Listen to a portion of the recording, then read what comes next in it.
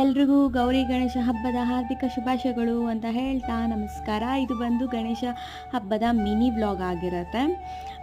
ನಾವು ಹಿಂದಿನ ದಿನವೇ ಹೋಗಿ ಗಣೇಶ ಚೆನ್ನಾಗಿರೋದು ಸಿಕ್ಕಲ್ಲ, ಬೆಳಗ್ಗೆ ನಾವು ಲೇಟಾಗಿ ಹೋದರೆ ಅಂತೇಳಿ ಹಿಂದಿನ ದಿನವೇ ಹೋಗಿ ಬುಕ್ ಮಾಡಿಬಿಟ್ಟು ಬಂದಿದ್ವಿ. ಇದೇ ಬೇಕು ಅಂತ ಎಲ್ಲ ಬೆಳಗ್ಗೆ ಎದ್ದು ಬರ್ತೀವಿ ಅಂದಿದ್ವಿ. ಆದರೆ ಆರ್ಡ್ರ್ ಕೊಟ್ಟು ಎಲ್ಲ ಮುಗಿಸ್ಕೊಂಡು ಶಾಪಿಂಗ್ ಎಲ್ಲ ಮಾಡಿ ಬರಬೇಕಾದ್ರೆ ಬಿದ್ದಿದ್ದರಿಂದ ಕಾಲು ಸ್ವಲ್ಪ ಉಳುಗ್ದಂಗೆ ಆಗೋಯ್ತು ನನಗೆ.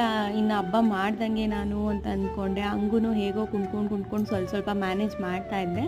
ಇನ್ನು ಅಪ್ಪನೇ ಎಲ್ಲ ಕೆಲಸ ಮಾಡಬೇಕಾಗಿತ್ತು. ಹಂಗಾಗಿ ನಮ್ಮ ಹಬ್ಬ ಸ್ಟಾರ್ಟ್ ಮಾಡೋದೇ ಲೇಟ್ ಆಗೋಯಿತು.